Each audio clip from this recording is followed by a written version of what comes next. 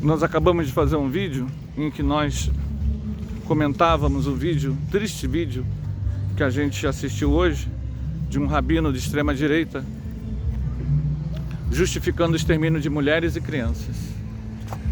Nós fizemos o vídeo e, ao comentarmos sobre o processo de individuação, nós lembramos uma situação muito interessante que tem acontecido com muitos companheiros, porque nós estamos aí com uma certa idade, né? O tempo passou, infelizmente, e entre tantas frustrações, relações de colegas, amigos, contatos, vivências, muitas pessoas que estiveram conosco quando nós éramos jovens espíritas, hoje não frequentam mais casas espíritas, mantêm uma relação equidistante e se tornaram pessoas excelentes, pessoas dignas, pessoas bonitas, mas diante dos arranca-rabos teológicos, religiosos, os problemas que a gente sabe diariamente, semanalmente a gente encontra dentro da casa espírita, né? As pessoas se afastaram. E aí fica um paradoxo muito interessante, porque são essas pessoas que muitas vezes, vendo tanto farisaísmo, tanta teologia, tanta manipulação, tanta ignorância, tanta gente incapaz de amar usando a tribuna, muitas dessas pessoas podem contribuir verdadeiramente, poderiam contribuir verdadeiramente com sua fraternidade. O convívio social, ele acaba trazendo para nós essa questão que é muito desafiadora.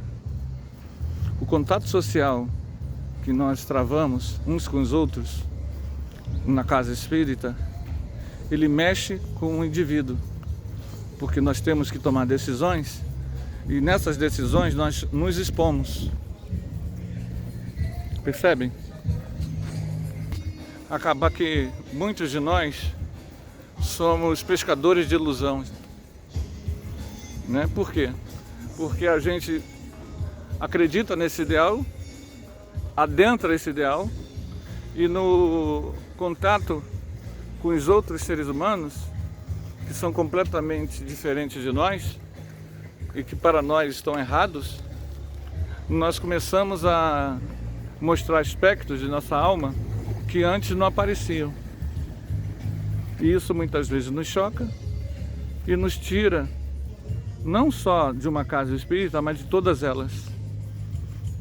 Então fica aquela questão sobre o que o conhecimento espírita bem feito faz conosco.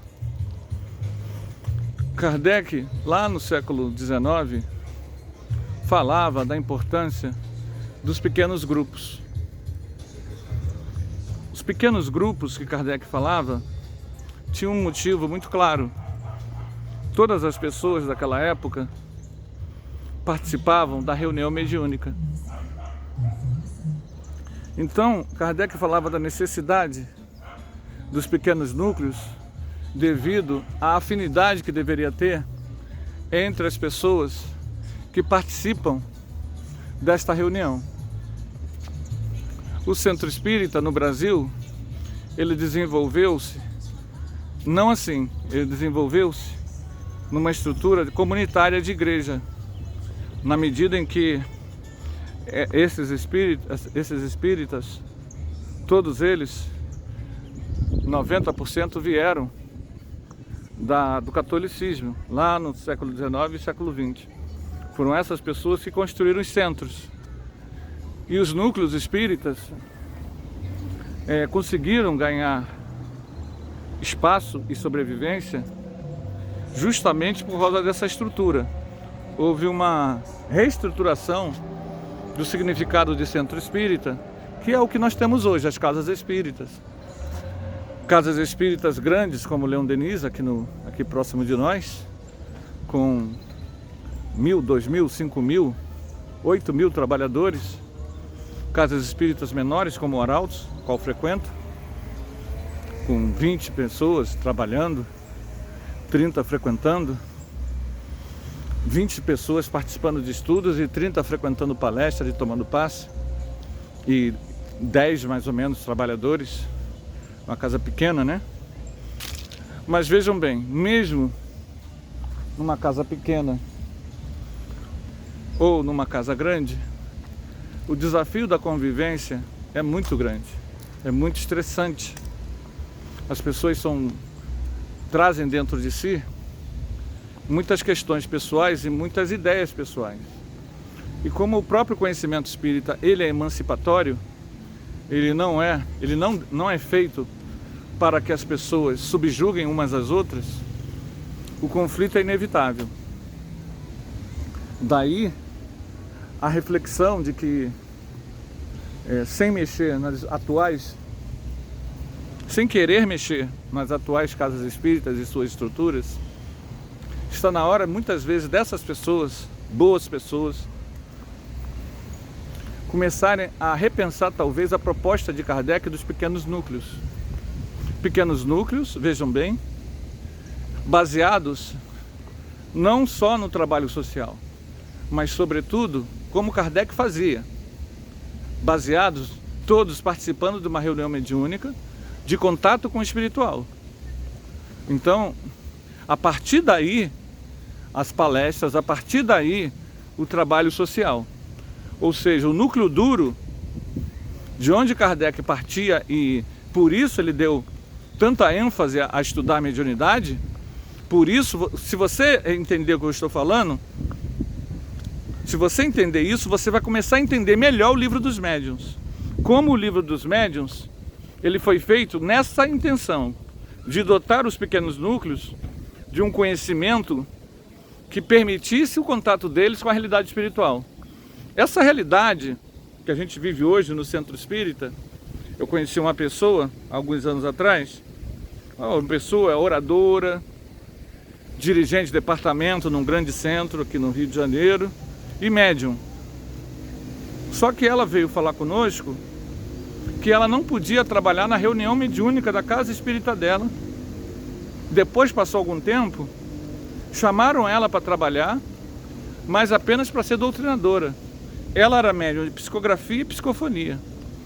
Então o nível de burocratização da casa espírita não dava a ela espaço dela trabalhar a psicofonia nem a psicografia. E isso, ela não é uma jovenzinha, já é uma senhora hoje, com mais de 60 anos. Eu não sei se ela, hoje, já tem uns 8 anos que a gente teve essa conversa, se ela conseguiu finalmente adentrar a reunião mediúnica. Mas vocês vejam, uma casa grande, um núcleo grande de pessoas trabalhando, mas que os próprios médiuns da casa não têm não têm espaço, e não é jovem não são jovens, mas não tem espaço de trabalhar a mediunidade, o contato, quanto mais os demais trabalhadores. Todos são transformados necessariamente em pessoas que vão fazer cursos, né? Cursos de livros, vão trabalhar em obras sociais, mas um monte de gente, um monte de pessoas que nunca viram o espírito falar através do médium, tem medo de espírito, tem medo do escuro e não tem nenhuma vivência espiritual. Toda a relação dessas pessoas é com livro, ou com orador, ou com rádio. É uma experiência não de espírita como Kardec e Leon Denis faziam, mas uma convivência de frequentador. Ora, Foi justamente isso, segundo antropólogos e sociólogos, foi justamente isso que fez com que, a partir dos anos 70, as igrejas pentecostais crescessem. Porque o catolicismo é exatamente isso. Ele não dava espaço às pessoas na participação do espiritual. Percebam bem, as pessoas só tinham espaço na igreja com o espiritual para serem assistidos ou receberem alguma coisa ou sentarem lá na missa, sem entenderem sequer direito o que significava aquilo tudo.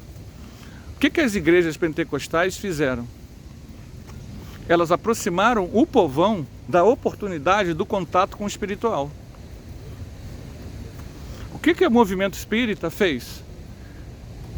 Com raríssimas exceções. Casas como Leon Denis, que tem várias reuniões mediúnicas, vários grupos mediúnicos, existem, mas são exceção. Na maioria das casas, é possível que uma pessoa se torne espírita, frequente aquela casa durante 20 anos e nunca tenha contato com o espiritual. É possível que você tenha médiuns como essa companheira, que são médiuns, mas que são colocados dentro de uma burocracia longe do trabalho mediúnico. Então há uma própria ruptura. Por que as igrejas pentecostais cresceram tanto? Porque o povão pôde ter acesso ao Espírito. O povão pode ter acesso à vivência da sua própria mediunidade, que não é só a vivência da própria mediunidade. A mediunidade não é só auxiliar o irmãozinho desencarnado. A mediunidade também é o contato com a espiritualidade. E isso, muitas vezes, não é colocado, o contato com a espiritualidade, o contato com o sagrado, o contato com os mentores, o contato divino com Deus. Nós participamos por mais de 25 anos na Comerge. E o que nós vimos nos polos que nós participamos? Os jovens diante de um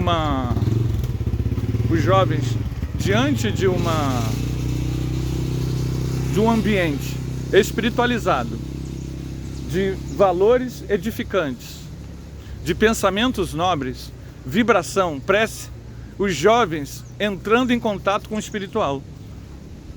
E aí as pessoas perguntam, mas por que esse jovem, e até mesmo adultos, que na sua casa espírita nunca tiveram um fenômeno mediúnico, isso irrompe na Comerge? Gente, é justamente o que a gente está falando. A evolução é individual. Eu tenho que entrar em contato com o sagrado. Eu tenho que entrar em contato com o espiritual. Porque quem evolui sou eu. Se eu me torno uma espécie de torcedor de clube, né? Você tem lá o Flamengo, né? Aqui no Rio de Janeiro ele se tornou hegemônico nos últimos 15 anos. Ora, você é torcedor do Flamengo. Uma coisa é ser torcedor do Flamengo. Outra coisa é você jogar uma partida de futebol. O aprendizado da vitória, da derrota, a frustração da bola não passada, do goleiro, essa vivência, ela é pessoal. Torcer é apenas olhar e torcer.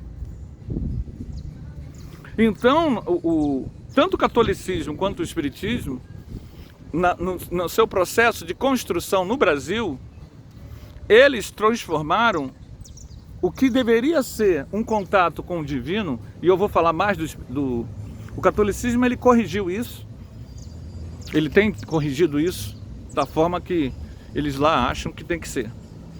Mas eu vou me ater mais ao local de fala que eu pertenço. Vários espíritas se tornaram ex-espíritas e foram para a Umbanda, para o Candomblé e para a Conscienciologia. Eu não posso falar a fundo de crenças das quais eu não faço parte da egrégora, obviamente. Todo o meu olhar é um olhar de uma pessoa de fora. Então, eu não sou profundo conhecedor dessas espiritualidades. Obviamente que não sou. Mas dentro daquilo que é o meu local de fala, e do que eu estou falando, entre outras coisas, da burocratização do sagrado, quando eu olho para essas três espiritualidades, eu olhando de fora, tá? Logicamente que uma pessoa de dentro pode dizer que eu estou certo ou se eu estou errado. Mas, de qualquer maneira, o meu olhar de fora, para o que eu estou falando, é pertinente. Por quê? Porque quem sai da doutrina espírita e vai para esses locais, tem esse olhar também. Mesmo que ele nem pare para pensar nisso. Muito bem. Essas três religiosidades, espiritualidades, elas colocam a pessoa direto em contato com o sagrado. Elas dão à pessoa uma autonomia espiritual. A pessoa não fica apenas como uma leitora de livros e comentadora e vai para a internet falando mal de quem interpreta diferente dela. Isso pode acontecer nesses locais? Sim. Mas todas essas pessoas, elas têm vivências com a realidade espiritual muito mais profundas que a maioria dos espíritas. Até mesmo o caso de uma pessoa com mais de 60 anos, que frequentou a doutrina espírita por 20 anos, e ela escreveu um livro falando sobre isso. Quando o marido dela morreu, o marido dela, num sonho, falou que ela deveria ir num desses lugares que a gente citou. E ela foi, e o que acontece com ela? Ela começa a ter vivências espirituais que ela nunca sonhou em vida. Que na doutrina espírita ela só via como uma coisa exclusiva de Ivone Pereira, Divaldo Franco e Chico Xavier. Ela passou a ser protagonista do seu processo de contato com o espiritual, com seriedade. Começou a ajudar jovens desencarnados em desdobramento. O marido dela, que foi espírita durante 20 anos com ela, desencarnado, veio falar com ela para ela mudar. E ela mudar para ela poder exercer um contato com o espiritual e ser útil através da mediunidade dela. Isso é muito sério. Para vocês, meia dúzia que estão me assistindo, essa burocratização, nós não temos como mudar isso nas casas espíritas existentes. Não nos preocupemos em criar crise. As pessoas que devem procurar seus afins. Mas lembremos da proposta de Kardec. Vamos lá. Kardec não era médium ostensivo, mas eventualmente, não sei se vocês sabem, Kardec tinha desdobramentos. Kardec andava com os médiuns até em teatros. Então Kardec, apesar de não ser médium ostensivo, Kardec estava em contato com o espiritual, semanalmente. E isso motivava a escrever. Nós nos tornamos teólogos e seguidores, né? É uma mudança. E o que é a motivação desse vídeo? Por hoje, o número de adeptos do espírita, jovens ou não, que estão indo para Umbanda, para o Candomblé, para a Conscienciologia, e lá, nesses locais, estão tendo contato com o espiritual, que nunca tiveram oportunidade na doutrina espírita, é muito grande. Eu acho que se as pessoas estão nesses lugares, estão felizes, tá ótimo. Não temos nenhum problema com quem já foi. O nosso problema é, continuaremos copiando um modelo obsoleto de igreja que fez com que hoje, aqui, várias cidades do estado do Rio de Janeiro, você já tem hoje uma maioria de evangélicos, e não são evangélicos tradicionais. Os evangélicos tradicionais mantêm a mesma estrutura de hierarquização do sagrado que o catolicismo e o espiritismo. Locais como Belfor Roxo, Queimados, São Gonçalo e vários bairros do Rio de Janeiro, em que você tem maioria evangélica,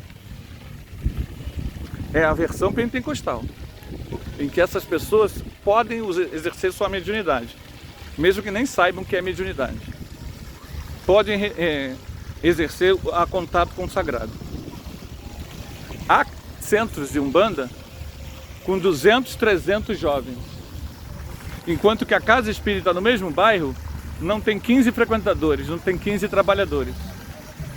Isso precisa nos levar à reflexão de que essa forma de eleger 2 médiuns como sendo o suprassumo dos suprassumos ou a outra vertente, eleger o livro sagrado, em que o que está escrito ali, segundo a interpretação de quem lê, é a única forma possível e a única forma correta. Essas 2 vertentes que hoje a gente vê pelo movimento espírita tem levado na prática a uma elitização, a uma burocratização e a um esvaziamento. E o que é mais triste, as pessoas se acostumaram em não ter um contato com o espiritual, em ter uma relação com o conhecimento teórica burocrática. Ou seja, até mesmo na tão chamada reforma íntima, isso compromete, porque como a pessoa está seguindo uma tradição multissecular, religiosa, a de seguir o sacerdote que fala, né? De seguir o guru que fala, de seguir, adorar e idolatrar A, B ou C, que não funcionou porque o mundo não se espiritualizou. Esse formato antigo, como as necessidades da alma no mundo em transição são muito mais profundas e ela precisa entrar em contato com o sagrado, tem levado ao esvaziamento, a guerras dentro das casas espíritas, a busca de poder insano, a busca de poder impor a sua visão de mundo, que são carências da alma. Para terminar, porque a gente quando fala assim, né? Eu estou aqui caminhando no Parque de Madureira, a gente fala sobre várias observações. Então, a gente quer falar de uma questão que a gente leu há muitos anos, a obra do Dr. Eliezer Mendes, psiquiatra da Bahia. E esse Eliezer Mendes, ele fez um trabalho de recuperação terapêutica com viciados, jovens viciados. Isso nos anos 70, 80. E aí, o Dr. Eliezer Mendes, na sua obra Psicotranse, entre outras, relata experiências que ele fez com jovens viciados.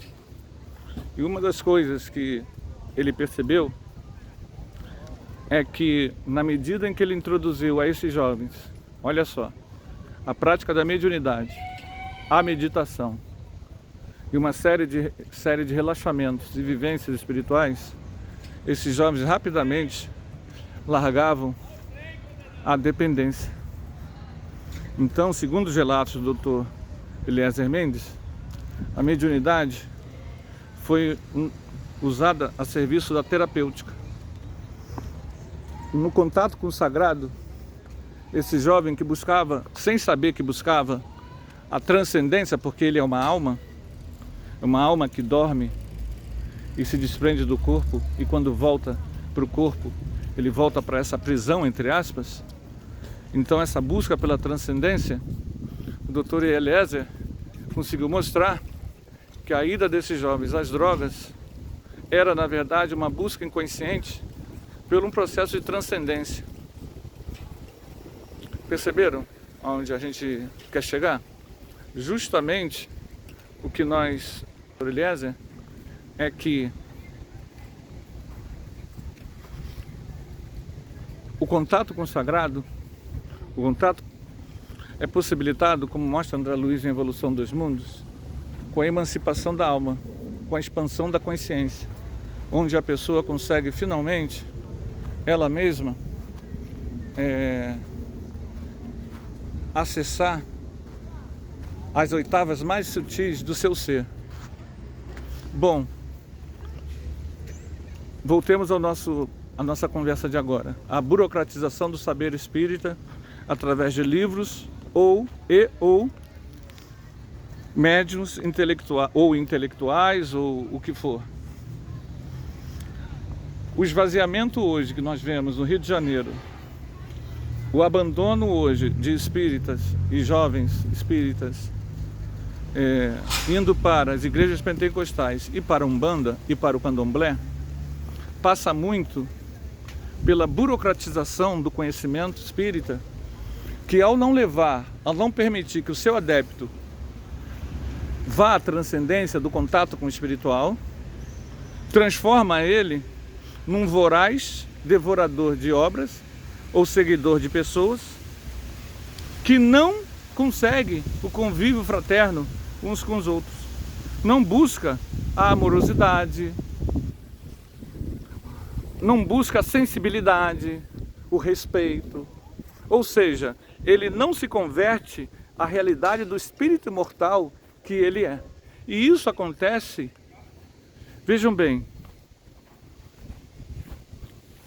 e nós então estamos aqui para falar sobre isso, que isso acontece. E pessoas às vezes deixam o conhecimento espírita, alguns conhecidos nossos, até nem deixam de ser espíritas necessariamente, mas que não guardam nenhum vínculo. E o que todas elas têm em comum? A maioria delas não foi ensinado que o contato com o espiritual, ele é por si só uma necessidade da alma. Como elas não queriam ficar tóxicas, num ambiente tóxico de disputas, de guerras de ego, que muitas vezes uma casa espírita se transforma, relações de amor e ódio, em que as pessoas estão rindo umas para as outras, mas estão detonando por trás, caluniando, difamando, disputando, essas pessoas se afastam desse ambiente tóxico. Kardec talvez tenha lá no século XIX trazido para nós um instrumento de reflexão que a gente quer pôr na mesa aqui, nesse debate, que também é muito uma explosão de ideias. Kardec nos fala sobre os pequenos grupos unidos em vivências espirituais, em vivências de mediunidade. Não mais grandes núcleos com 100 pessoas, 50 pessoas, 70 pessoas que não são amigas entre si, mas pequenos grupos que as pessoas trabalham juntos com a mediunidade, não importando aí, como mostra muito bem a Umbanda e a Conscienciologia, se essas pessoas inicialmente não têm dentro de si mediunidade, mas o contato com o espiritual, ele independe disso, né? Existem as práticas de visualização, de meditação, que vão pouco a pouco desenferrujando a alma e fazendo com que ela tenha contato com o espiritual, como a gente contou o caso dessa pessoa que o marido desencarnou, que para nós foi muito sintomático, tá? Para nós foi muito impactante e seria impactante para qualquer pessoa que refletisse sobre isso, como ela que frequentou 20 anos a doutrina espírita, sempre vendo relatos, né, de fulano, de ciclano, que são seres humanos que nem a gente, não são seres especiais como tanto a gente quer, mas são apenas pessoas que deram a chance para a espiritualidade atuar. O marido dela também, que era espírita, os dois espíritas, ele desencarna e volta. Não fica aí não, vai para esse lugar sem assim. E quando ela vai para lá, os mentores começam a proporcionar experiências que ela nunca pensou que ela poderia ter. Então, gente, é isso. Talvez por aí, quem sabe, a gente comece a pensar, a repensar, não as atuais casas espíritas, tá? Deixar isso bem claro, que não é um processo de reforma, mas a essas pessoas que se embeberam do paradigma espírita e que hoje não sentem nenhuma vontade de entrar em guerra política, guerra de ego, guerra de opinião dentro de casas espíritas, na formação de pequenos núcleos em que a espiritualidade, o serviço ao próximo, aos encarnados e desencarnados, a oração, a meditação e práticas mediúnicas, entre afins, de forma discreta e silenciosa, deem às pessoas condições do contato com o espírito. Bom, é isso. Quero aí agradecer a presença de todos. Se esse assunto vocês acharam de alguma forma interessante, deixe o seu like aí, divulgue esse vídeo entre amigos, apesar de que nós não fazemos esses vídeos com a ilusão de que seremos vistos. Nossos vídeos, vocês podem ver aí, nunca tem visualização acima de 10 pessoas. Não é assunto que de repente seja realmente importante, ou talvez eu esteja viajando na maionese e falando coisas completamente nada a ver. Mas, de qualquer maneira, eu quero estar com a minha consciência tranquila de que eu dei minha contribuição para que nós possamos todos crescer juntos. Deixe seus comentários fraternos e até o próximo vídeo.